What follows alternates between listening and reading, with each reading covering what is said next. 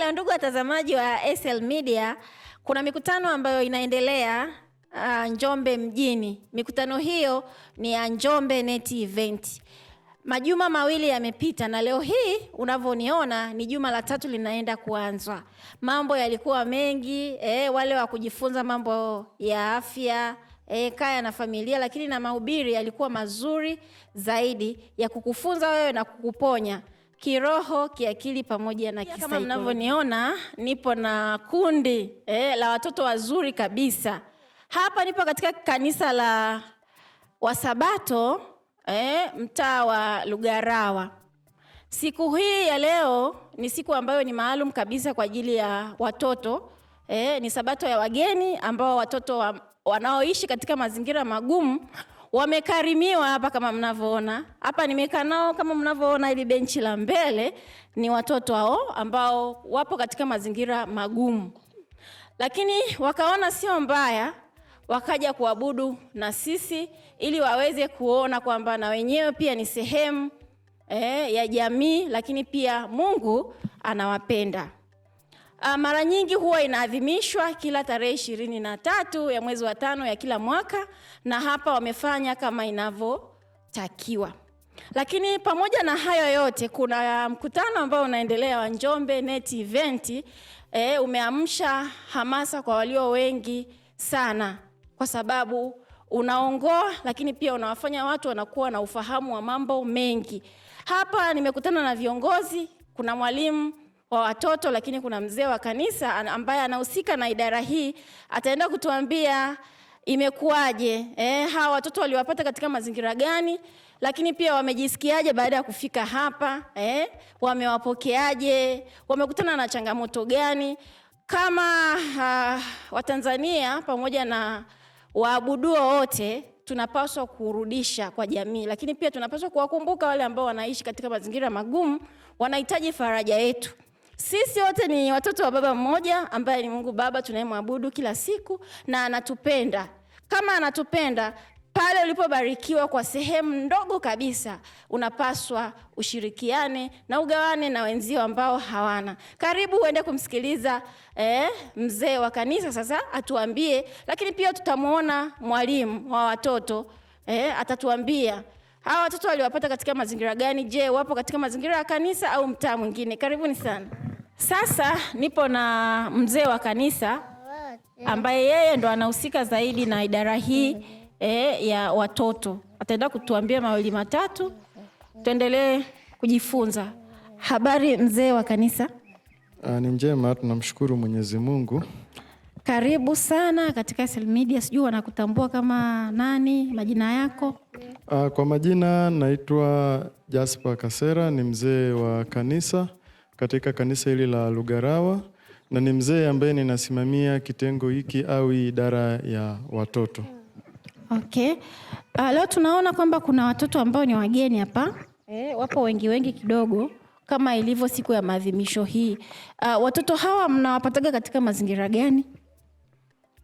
Kwa ufupi, hawa watoto wanapatikana katika mazingira ambayo kwa ujumla sio rafiki sana kulingana na familia zao kule wanakotoka. Lakini basi unakuta kanisa kwa kushirikiana na walimu wa watoto huwa wanawatembelea, na unakuta huwa wanapata kwanza taarifa kwamba katika familia fulani au eneo fulani kuna watoto ambao wapo katika mazingira ya 1, 2, 3. Kwa unakuta walimu wa watoto huwa wanachukua nafasi hii ya kwenda kuzuru mahala pale, wanajifunza na wanaona namna gani ya kushirikiana nao, ikiwa ni pamoja na kufanya nao ibada, kama ambavyo tumeona siku hii tumeamua tuungane nao ili tuweze kuabudu nao kwa pamoja. Kuna changamoto yoyote ambayo mnaipata kwa wazazi wao wanaoitwa kuwaruhusu watoto wao waje, au mnatumia nguvu? Changamoto zipo, kwa sababu hata ukiangalia watoto tulionao hapa sio wengi kama ambavyo tulitarajia. Changamoto kubwa inakuja pale ambapo unakuta wazazi wengine hawako tayari kuwatoa watoto, kwa sababu hao watoto sio wote wako na wazazi. Wengine wako na walezi. Sasa kumruhusu mtoto wake moja kwa moja aende kufanya program au kusali katika imani ambayo ni tofauti na familia yao hawapendi. Japo sasa unakuta wengine wanawaruhusu tu waje, lakini changamoto kubwa hapo ni baadhi ya wazazi au walezi kuto kuwaruhusu watoto wao kwa kuhisi au kwa kuona kwamba wanaenda sasa kubadilishwa imani na kunyang'anywa ile imani ambayo walikuwa nayo hapo awali.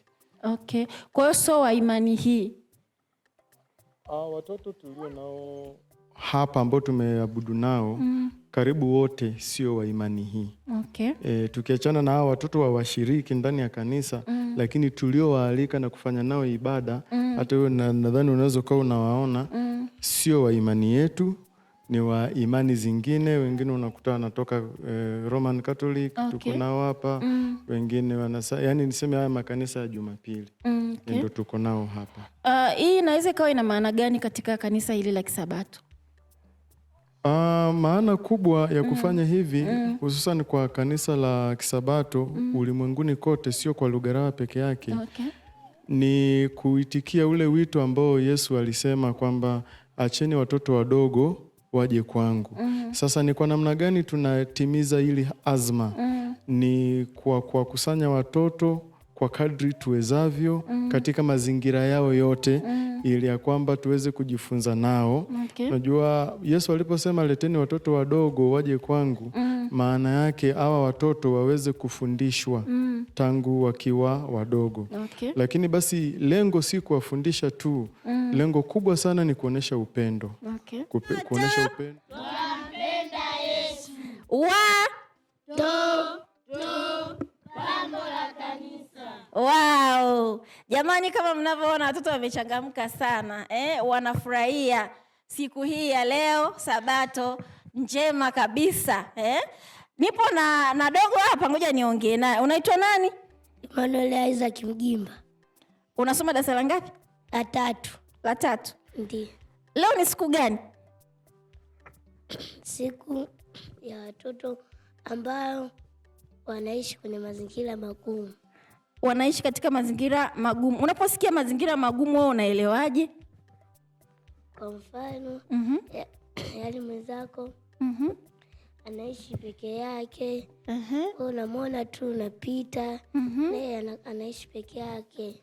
Unamwona tu unapita. Kanisani kwenu leo mmewakaribisha? Ndiyo. Unajisikiaje wewe kuwapokea wageni katika kanisa lako? Vizuri. Vizuri. Umewaandalia nini? Chakula. Chakula gani? Chakula kitamu. Kitamu kama nini? Pilau. Pilau. Ndiyo. Pilau ndo chakula kitamu? Ndiyo. Sasa Ima, naomba uniambie mwalimu wenu anawafundishaga nini katika darasa lenu mnapokuwa kwenye vipindi vya asubuhi? Huwa mnajifunza nini? Tuwe wakarimu, tuwe wema. Tuwe tunamheshimu Mungu. Tuwe tunamheshimu Mungu. Na tunavyomheshimu Mungu tunatakiwa tufanyaje? Kumtolea zaka, tolea sadaka. Na kila unapoenda kulala unatakiwa kuomba. Kwa hiyo tunatakiwa tuombe muda wa kulala tu, au katika mazingira gani tunatakiwa tuombe? Tukiamka asubuhi hatutakiwi kuomba eti? Tunaomba. Wakati tunakula hatutakiwi kuomba. Tunaomba. Tunavyoanza vipindi hatutakiwi kuomba. Sio niambie tunaomba wakati wa kulala tu. Ndio uliwafundishwa? Hapana. Sasa wewe kama wewe, mtoto ambaye umejipanga vizuri, uko na walimu wako wamekufundisha mambo mengi mazuri. Naomba neno moja kutoka kwenye Biblia. Uwatakase kwa ile kweli, neno lako ndiyo kweli. Yohana 17:17. Sasa Isaya umenifurahisha sana. Ima umenifurahisha sana. Biblia unaijua vizuri? Ndiyo. Agano la Kale na vitabu vingapi?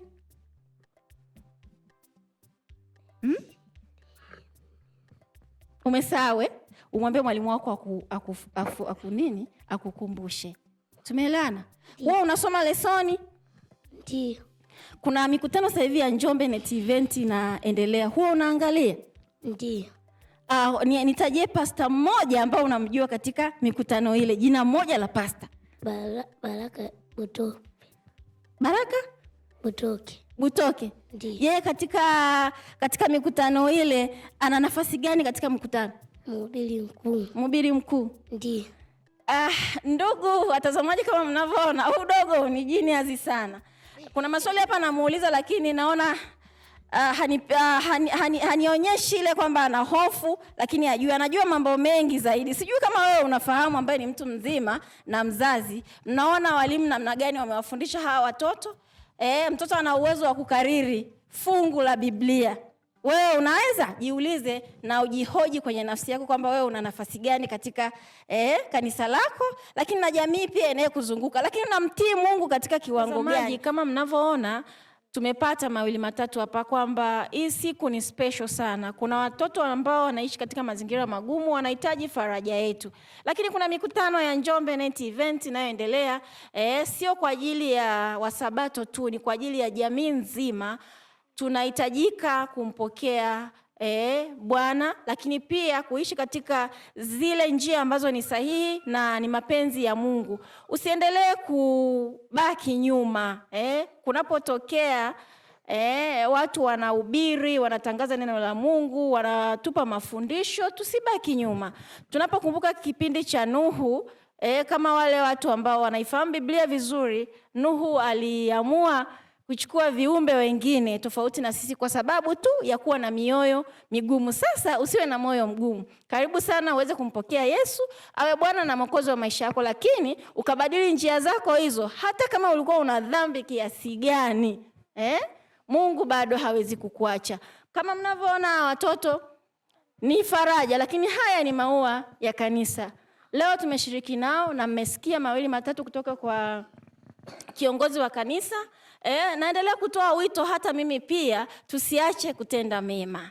Tuendelee kushukuru, tuendelee kurudisha sadaka hii ambayo ya uhai tu ulionao. Wengine wapo ambao wanaishi katika mazingira magumu sana, wanahitaji faraja yetu, na faraja ni sisi. Wito wangu ni kwamba kwa nafasi yako, unapopata nafasi hiyo, usisubiri kanisa, usisubiri jumuiya fulani. Wewe kama wewe, moyo wako uwe tayari kuwasaidia wahitaji ambao wanahitaji sana faraja zetu kwa namna moja au nyingine. Watazamaji, kama mnavyoniona sasa, nipo na walimu. Kama mliwaona watoto wale ambao walikuwa wanabashasha, wanafurahi, lakini pia wanamtukuza Mungu, ambao wamewafanya wawe na weledi, umakini, nidhamu pamoja na usikivu, ni hawa walimu.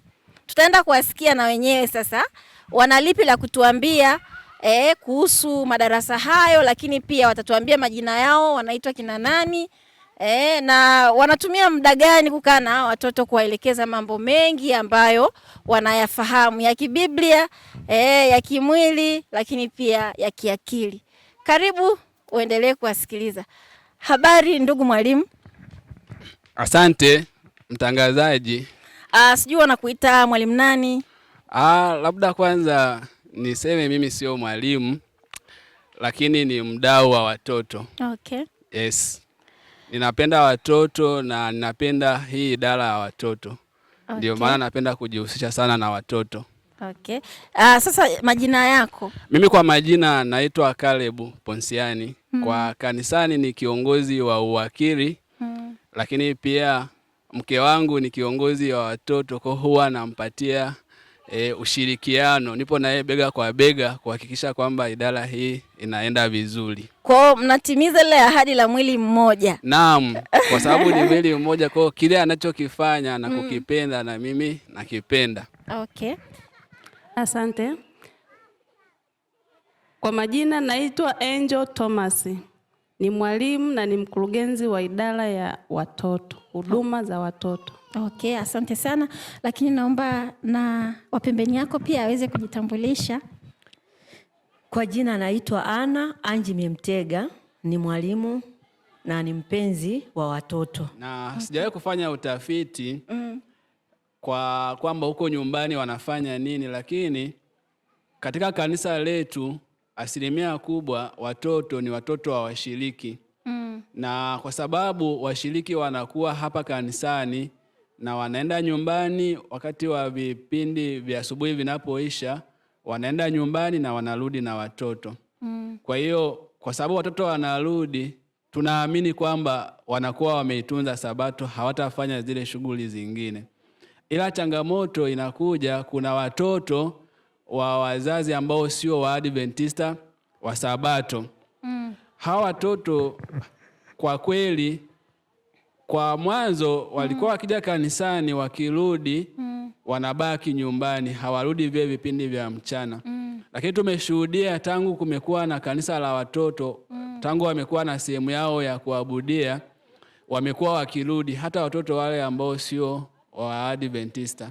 Kwa hilo jambo linatutia moyo ya kwamba kadri wanavyoendelea kujifunza watakuwa waaminifu katika kuitunza Sabato, ingawa kiukweli kwenye jamii wengi bado hawana uelewa na Sabato.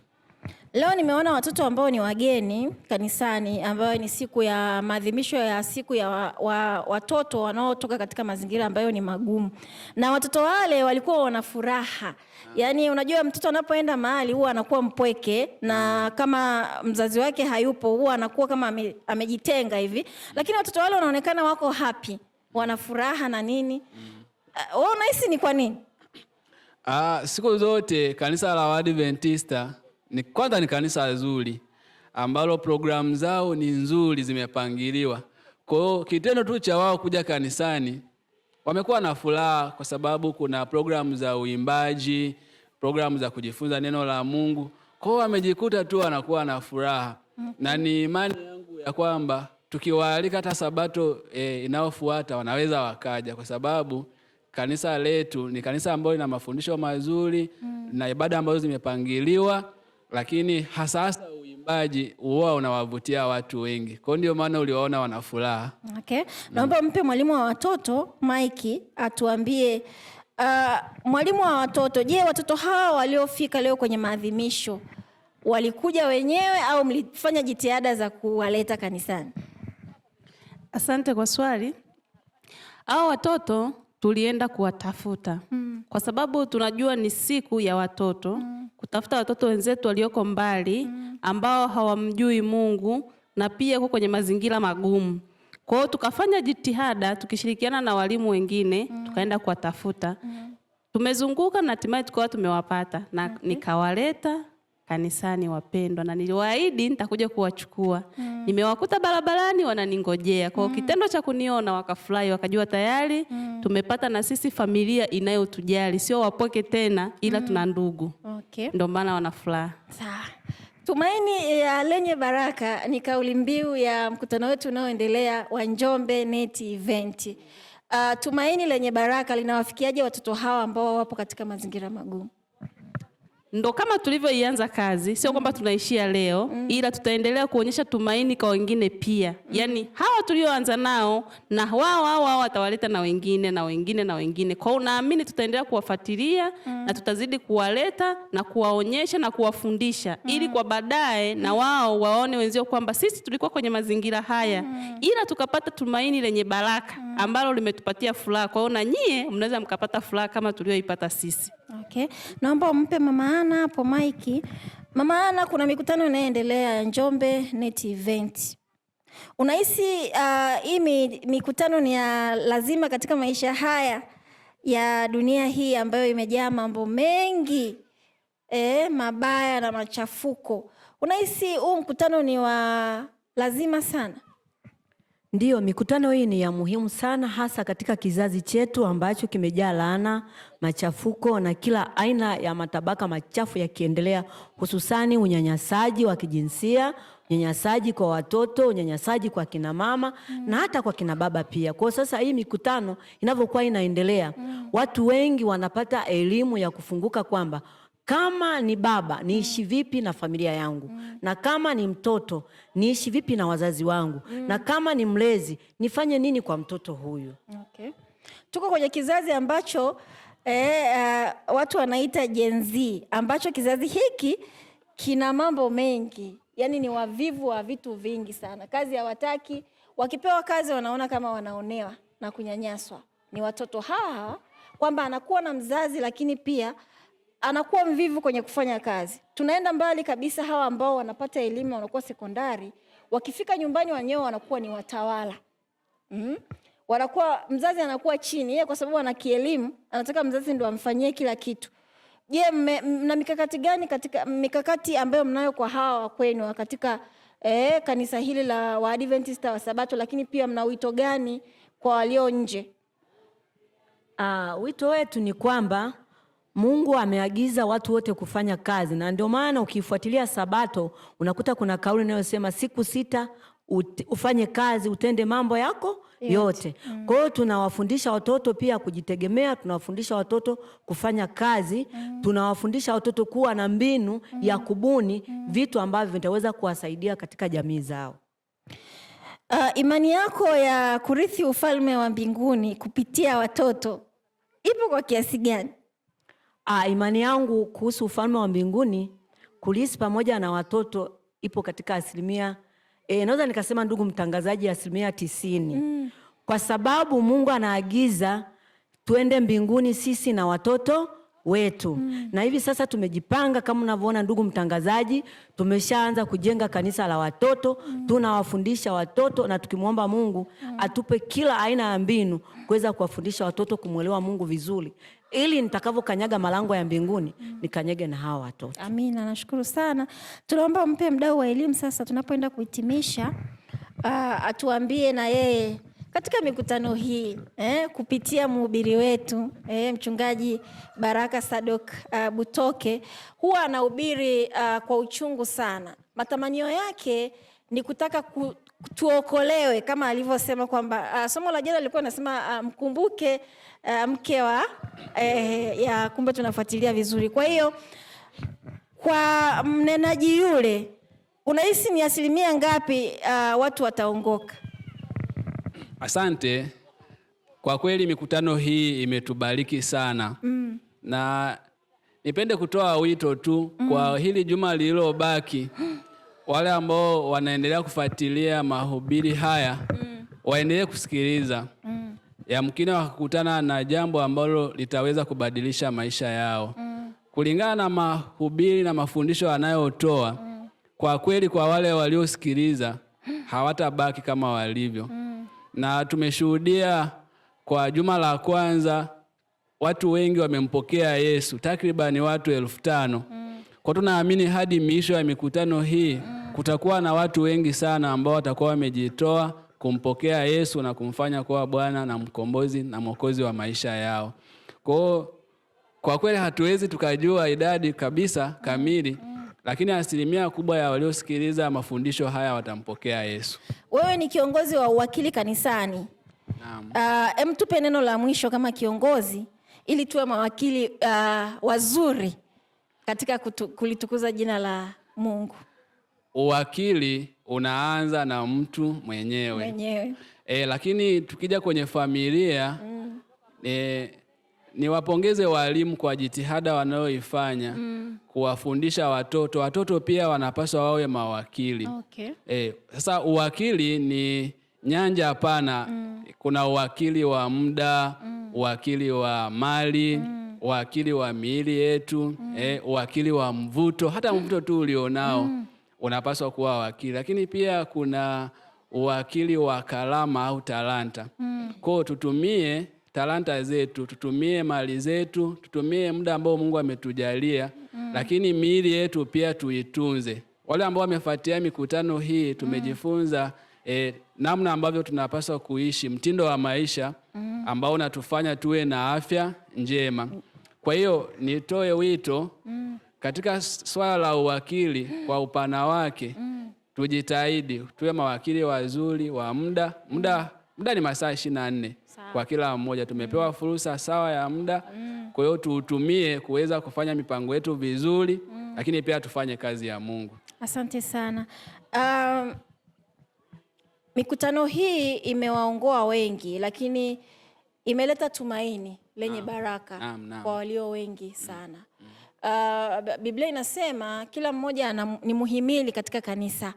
Kila mmoja anapaswa afanye kazi. Kwa hiyo sasa kwa watoto hawa sijui kama wengine wanakuwa tu wanyonge, yani labda anayeongea ni mmoja. Wewe kama mdau wa watoto wale wanashirikishwaje katika labda huyu anahubiri, ulisema kwamba walimu wanaibua vipaji, lakini hamjanionyesha kwamba na kwa namna gani. Huyu anaweza kawa anahubiri, huyu anaimba, huyu hapa anafanya hivi. Inakuwa watoto wote hawa mnatumia mbinu gani kufanya kila mmoja aonekane anafanya kazi kanisani? Asante. Na kwa jinsi ambavyo ninakuwa nikifuatilia na kuwa karibu na hawa watoto na kutazama wanavyojifunza, sio wote wanalingana. Ndio maana hata ukienda kwenye michezo, wale wanaokimbia sio wote wanakuwa washindi. Kuna mwingine anakuwa wa mwisho. Lakini jitihada wanaofanya walimu ni kufanya kwamba watoto wote kwanza wapendane. Hata yule ambaye alikuwa ni muoga, anapoona ujasiri wa mtoto mwingine, yeye naye anaanza kuwa na ujasiri. Tulishuhudia mwanzoni walipokuwa wakianza, walipotengwa kwa na kanisa lao, kwa na ibada zao, kuna watoto walikuwa hawawezi hata kuongea. Ni kweli kuna watoto walikuwa na ujasiri tayari, ila kulikuwa na watoto hawawezi hata kuongea. Wanakuwa waoga. Lakini sasa hivi tumeona wanaongea na wanasimamia program kanisani. Wanasoma mafungu kwa ujasiri. Kwa hiyo inawaambukiza hata watoto wengine, nao watakuja kuwa watoto bora. Asante sana. Asante. Dada Angel, mwalimu Angel, naomba utoe wito wako wa mwisho kwa wazazi juu ya malezi ya watoto hawa, ili tutengeneze kizazi ambacho kina manufaa makubwa baadaye. Asante. Wito wangu kwa wazazi, nawaomba sana wazazi, kuna watoto ambao unakuta anatamani kufanya kitu, lakini mzazi ndo wa kwanza kumdidimiza. Na ukiwa mwalimu au mdau wa watoto, na ukamtengeneza yule mtoto kuwa rafiki, anakwambia disili. Kwa ukikaa na wale watoto wanakwambia mimi nataka nifanye hivi ila wananizuia. Kwa unachokifanya unamjenga mtoto, baadaye unamuita na mzazi. Kwa naomba wazazi wasiafifishe hivi vipaji vya watoto wao, na waache watoto wafanye kila ambacho kiko ndani ya moyo wao. Hawa ndio watakuwa wahubiri, na hawa ndio watakao waleta wengine kwa wenzao, kwa Mungu. Yaani watakuwa wahubiri kwa wenzao, na wale wenzao watawaleta wengine kwa Mungu. Kwa hiyo tuwapende watoto wetu, na pia tuwasupport. Haya unayoyaona, hawa ni mawakili kama alivyoongea kiongozi hapa, kwamba hawa ni mawakili na wanawakilisha watoto wenu, wanawakilisha wengine walioko nje pia ya kanisa hili. Tunasema asanteni sana, endelea kutimiza, endelea kuwa mwana matengenezo kwa kile ambacho unakiweza. Kama ni kusaidia, saidia. Kama ni kuhubiri, hubiri. Kama ni kumsifu na kumuimbia Mungu, usiache. Lakini pia maombi yanaenda na kusoma neno la Mungu. Usiache kusoma neno la Mungu, lakini pia tuendelee kuwatia moyo hawa wadau pamoja na walimu wa watoto wetu, ili waweze kusonga mbele na kuwapatia malezi bora zaidi ya kuwafanya baadaye wawe kuwa mama bora pamoja na baba bora. Asanteni sana, ulikuwa pamoja nami. Tuendelee sasa kuangalia mambo mengine, lakini pia endelea kujiandaa kwa ajili ya mkutano. Si punde unaenda kuanza. Asanteni sana. ACL Media, African Community Life. We are the Lagos of Africa.